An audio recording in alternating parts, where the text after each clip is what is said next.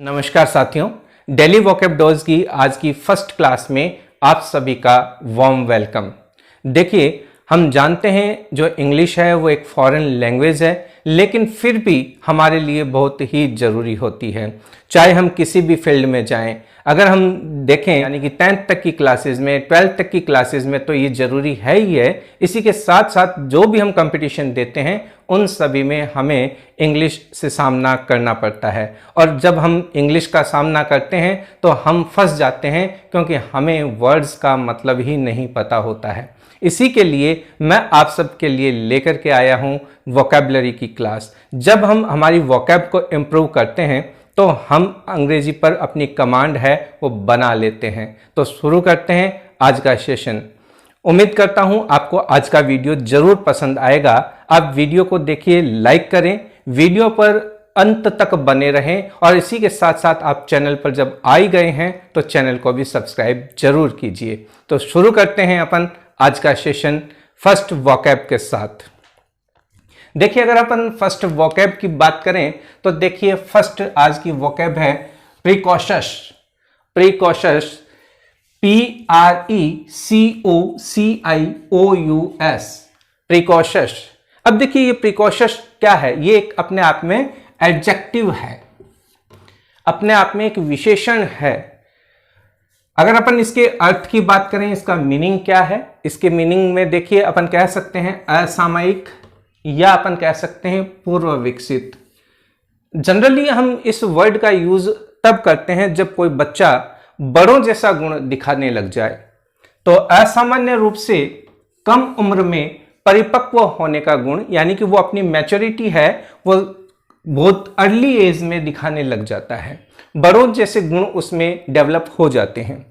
सामान्य से कम आयु में परिपक्व जो बच्चा होता है, जो अपने से बड़ों की योग्यता रखता है, या उसमें जो योग्यताएं हैं वो विकसित हो जाती हैं, इस तरह के व्यक्ति के लिए, इस तरह के बच्चे के लिए हम प्रिकॉशस जो शब्द है वो यूज करते हैं। अगर अपन इसके एग्जाम्पल की बात करें तो अपन कह सकते हैं ए प्रिकॉशस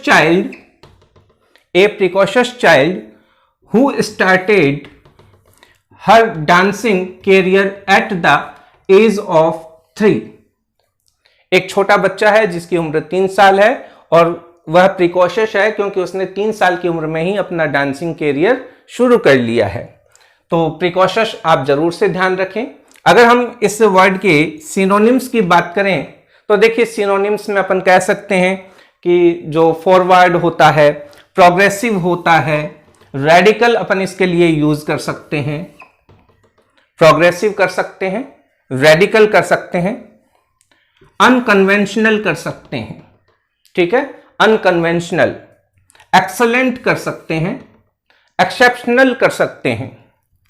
एक वर्ड है एक्सेप्शनल, ठीक है, ये भाई जो है जो सामान्य बच्चों की तरह नहीं है, ये तो एक्सेप्शनल है, ये तो अपवाद है अपने आप में। इसके लिए हम यूज कर सकते हैं एक्सट्रीम, हम कह सकते हैं फॉरवर्ड, या हम कह सकते हैं स्टेट ऑफ द आर्ट, यानी कि ये बच्चा तो काफी आधुनिकतम है। अगर हम इसी वर्ड के एंटोनिम्स की बात करें तो अपन कह सकते हैं भाई प्रिकॉशस है, एक इंटेलिजेंट बच्चा है, एक एक्सीलेंट बच्चा है, या कोई भी बच्चा नहीं, किसी और के लिए भी हम इसका यूज कर सकते हैं। हम कह सकते हैं स्टूपिड, स्लो, बैकवर्ड, या हम कह सकते हैं अनइंटेलिजेंट। तो हमने देखा प्रिकॉशस अपने आप में एडजेक्टिव है। प्रोनाउंसिएशन ध्यान से आप इसका कीजिएगा, प्रिकॉशस। ठीक है, इसका मैंने एक इंग्लिश में भी लिखा है इसको, प्रिकॉशस। तो आप इस तरीके से इसको अच्छे से रीड कर सकते हैं, अच्छे से पढ़ सकते हैं। इस वर्ड को दोबारा से भी आप रिवर्स करके वीडियो को इसको सुन सकते हैं। तो प्रिकॉशस स्पेलिंग भी आप ध्यान रखिएगा, और इसके सिनोनिम्स, एंटोनिम्स भी आप ध्यान रखिएगा। फिर हम नेक्स्ट वर्ड देखते हैं, एनस मिराबिलिस। देखिए वर्ड क्या है, एनस मिराबिलिस, ANNUS और MIRABILIS।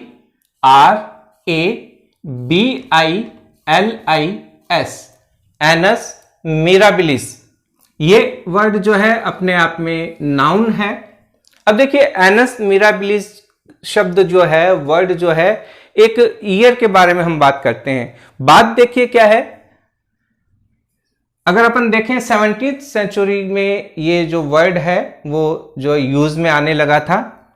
जैसे अपन कह सकते हैं कि जैसे 1666 का जो वर्ष था उसको एनस मिराबिलिस कहा जाता है। तो इसका जो प्रोनाउंसिएशन है आप ध्यान दीजिए, एनस मिराबिलिस। इसका जो इंग्लिश प्रोनाउंसिएशन भी मैंने यहां साथ में लिखा है। वहीं अगर अपन इसके अर्थ की बात करें, ए remarkable year, a wonderful year, A notable year, ठीक है। इस प्रकार से हम कह सकते हैं कि ऐसा वर्ष जो बहुत ही चमत्कारिक रहा हो, ऑस्पिशियस ईयर, ऑस्पिशियस ईयर। तो अपन कह सकते हैं एक उल्लेखनीय वर्ष के बारे में अपन बात करते हैं, एक चमत्कारी वर्ष है, या अपन कह सकते हैं कि बेहद ही अच्छी घटनाएं जिस वर्ष रहती हैं उसे अपन एनस मिराबिलिस कहते हैं। अगर अपन इसके प्लूरल की बात करें कि प्लूरल नाउन क्या होगा, प्लूरल नाउन में देखिए anni mirabilis, ANNIRABILES, anni mirabilis इसका प्लूरल नाउन होता है। वहीं अगर अपन इसके सिनोनिम्स की बात करें तो देखिए ये भी सब इसके सिनोनिम्स ही हैं। रिमार्केबल ईयर है, नोटेबल ईयर है, ऑस्पिशियस ईयर है, वंडरफुल ईयर है। वहीं अगर अपन और बात करें मिराकुलस ईयर, देखिए बहुत ही अपन कह सकते हैं ये अच्छा शब्द है मिराकुलस। वहीं अपन कह सकते हैं अमेजिंग ईयर, फिर अपन कह सकते हैं year of wonder, marvellous, marvellous year. तो इस तरीके से ये सारे के सारे जो हैं वो इस एनस मिराबिलिस के सिनोनिम्स हैं। वहीं अगर अपन एंटोनिम्स की बात करें, देखिए एक वर्ष बहुत अच्छा है तो ऐसा वर्ष जो दुर्भाग्यपूर्ण हो। एंटोनिम्स की बात करें, एनस हॉरिबिलिस, एनस हॉरिबिलिस, स्पेलिंग ध्यान दीजिएगा, ANNUS, ये तो सेम ही यहां पर है, बस इसके प्लूरल में जो है NI आएगा। तो एनस हॉरिबिलिस, HORRIBILIS, एनस हॉरिबिलिस, एक विनाशकारी वर्ष जिसको अपन कह सकते हैं, एक दुर्भाग्यपूर्ण वर्ष जिसे अपन कहते हैं। तो इस प्रकार से अभी अपन ने देखा एनस मिराबिलिस। इससे पहले वाला वर्ड था प्रिकोशस, ये वर्ड है एनस मिराबिलिस। फिर हम नेक्स्ट वर्ड की बात करते हैं अबंडेंट। वर्ड है अबंडेंट, ABUNDANT,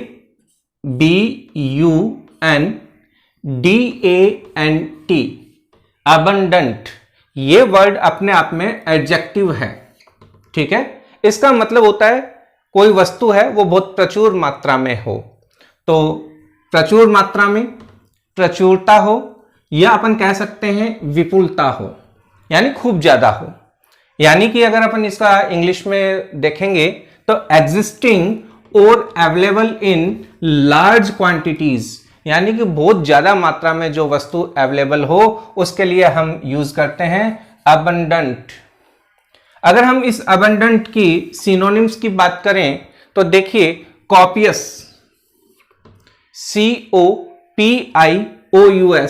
काफी अच्छा वर्ड है कॉपियस। फिर हम बात करते हैं एम्पल। देखिए जब एग्जाम में इस तरीके का क्वेश्चन आता है तो जो वर्ड एडजेक्टिव हो उसका जवाब भी हमें एडजेक्टिव में ही देना होता है। जो नाउन पूछा जाए उसका जो सिनोनिम्स हमें नाउन में ही उत्तर देना होता है। तो इस प्रकार से हमें थोड़ा सा ध्यान रखना होता है कि क्या नाउन है क्या एडजेक्टिव है। इसीलिए मैं यहां पर जो है मेंशन कर रहा हूं कि कौन सा वर्ड एडजेक्टिव है, कौन सा वर्ड नाउन है। फिर इससे सिमिलर वर्ड रिच। फिर अपन बात करते हैं प्रोफ्यूज, PROFUSE, प्रोफ्यूज। फिर देखिए बहुत ही अच्छा वर्ड है वॉल्यूमिनस, वॉल्यूमिनस, VOLUMINOUS, देखिए सिनोनिम्स एक और, लार्ज, फिर देखिए मैनी, नेक्स्ट है प्लेथोरिक, PLETHORIC, प्लेथोरिक। तो ये सारे के सारे वर्ड हमने सिनोनिम्स देखे। अगर हम इस अबंडेंट के एंटोनिम्स की बात करें तो देखिए एंटोनिम्स में स्कार्स यानी कि कमी, यानी कि जब कोई वस्तु बहुत ज्यादा हो, अबंडेंट हो, तो उसका अपोजिट क्या होगा, कमी होना, scarce. Rare, RARE, rare. Short, lack, LAC के लैक यानी कमी होना। स्कैंटी, स्कैंटी का भी मतलब होता है कमी। मिनिमम, या अपन कह सकते हैं लोवेस्ट। नेक्स्ट वर्ड है इसका स्पोरडिक। तो इस तरीके से इसके एंटोनिम्स भी हमने देखे। फिर हम बात करते हैं जो ये अबंडेंट है, ये एडजेक्टिव है, नाउन फॉर्मेट में क्या होगा। देखिए नाउन अगर हम इसका देखेंगे तो देखिए abundance, ABUNDANCE, abundance. Verb format में क्या होगा, अबाउंड, ABOUND, अबाउंड, इसकी वर्ब फॉर्मेट होगी। वहीं अगर हम एडवर्ब की बात करें तो देखिए अबंडेंटली, ABUNDANTLY, अबंडेंटली। इस प्रकार से हमने देखिए एक जो अपना सेशन है बहुत ही छोटा सेशन रखेंगे और बहुत सारे वर्ड हम इसमें जो शामिल करेंगे। आप इस वीडियो को बार बार देख सकते हैं, 2 बार 3 बार जरूर देखिए, ताकि आपके जो ये मीनिंग है, जो वर्ड्स हैं, वो आपके अच्छे हो जाएंगे, आपके माइंड में सेट हो जाएंगे, हमें रटना नहीं पड़ेगा। ये जो वोकैब है वो एक दिन का काम नहीं है, ये हमें डेली प्रैक्टिस करनी होती है। रोजाना प्रैक्टिस करके हम हमारी वोकैब को इंप्रूव कर सकते हैं। कहते हैं ना एक रात का हलवा नहीं है ये डेली प्रैक्टिस करनी होती है। जिस प्रकार से हम देखते हैं हमें जिम में बॉडी बनानी होती है, क्या एक दिन में बनती है? वहां भी हमें महीनों प्रैक्टिस करनी पड़ती है। इस प्रकार से हम रेगुलर जो आपका ये सेशन रहेगा, आप इससे कनेक्ट रहें और इसको पूरा देखें, बीच में स्किप ना करें। फिर हम नेक्स्ट वोकैब के रूप में देखिए कंफ्यूज्ड वर्ड्स को ले रहे हैं। एक ऐसे वर्ड जिनमें हमें कंफ्यूजन होता है कि आखिर हम उनका जो यूज है कहां पर करें। देखिए एक वर्ड है एबिलिटी, एक वर्ड है कैपेसिटी। अब देखिए ये वर्ड हमें एकदम एक जैसे लगते हैं और कई बार हम इनका, और कई बार नहीं, हम बहुत बार इनका गलत यूज करते हैं। देखिए एबिलिटी हम क्या कहेंगे कि कोई भी व्यक्ति है उसकी फिजिकल और जो मेंटल जो योग्यताएं हैं, मानसिक योग्यताएं और शारीरिक योग्यताएं हैं, उनके लिए हम एबिलिटी वर्ड का यूज करते हैं। ABILITY, एबिलिटी यानी कि योग्यता हो सकती है, प्रतिभा हो सकती है। मेंटल और फिजिकल एबिलिटी यानी कि किसी भी कार्य करने की कोई जो स्किल होती है, skill to do something. Next word है कैपेसिटी। अब देखिए CAPACITY, कैपेसिटी। कैपेसिटी में हम बात करते हैं क्षमता और सामर्थ्य की, यानी टू होल्ड या कंटेन, यानी कि कोई जो वस्तु जो कोई चीज होल्ड करती है, रखती है। फॉर एरिया, स्पेस और अमाउंट। जैसे अपन कह सकते हैं कि कोई जो बर्तन है वो उसमें कितना दूध या पानी आता है, तो वो उस पॉट की, उस बर्तन की कैपेसिटी है। अपन कहते हैं ना ये 5 लीटर टैंक कैपेसिटी है। इस स्कूटी की जो टैंक है, पेट्रोल टैंक, उसकी कैपेसिटी 4.5 लीटर है या फिर 5 लीटर पेट्रोल की है। तो वहां पर हम एबिलिटी की बात नहीं कर रहे हैं, वहां पर हम कैपेसिटी की बात कर रहे हैं।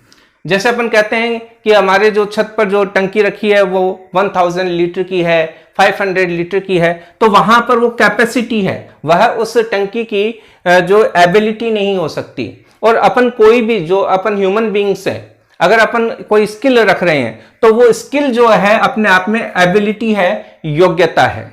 नेक्स्ट हम देखते हैं इडियम्स एंड फ्रेज, यानी कि एक इडियम्स और फ्रेज भी हम इस सेशन में जो है ऐड कर लेते हैं। Work like a charm. Work like a charm का मतलब होता है जादू की तरह काम करना।